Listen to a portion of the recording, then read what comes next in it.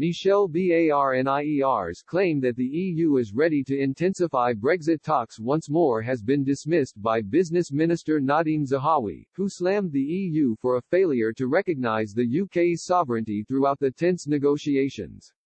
EU chief negotiator Michel Barnier has said that the EU remains available to intensify talks in London on all subjects.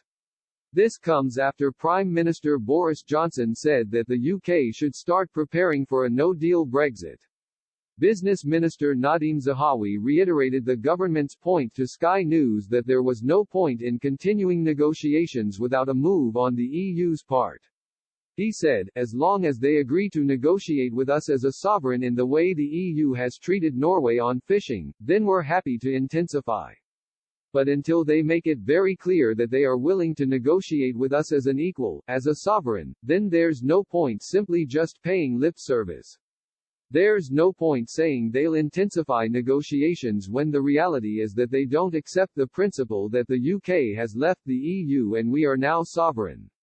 We've just done a deal with Japan, much deeper and better than the EU had with Japan, and we'll do many more. Formal talks in London were supposed to be taking place this week, but no longer are. At the end of last week, the Prime Minister and Downing Street officials effectively declared that the trade talks were over unless the EU changed its attitude. European officials have dismissed the UK's stance as rhetoric. The EU also claims it has moved a distance from its original position on this after dropping a stipulation that there would be any role for the European Court of Justice in enforcing the rules.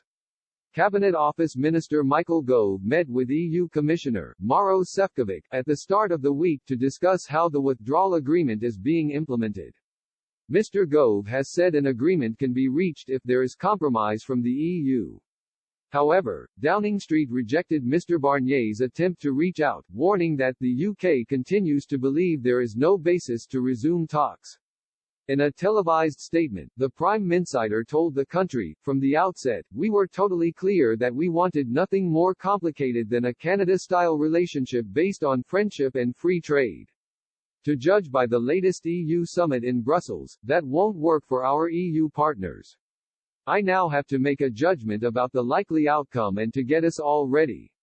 I've concluded that we should get ready for the 1st of January with arrangements that are more like Australia's, based on simple principles of free trade.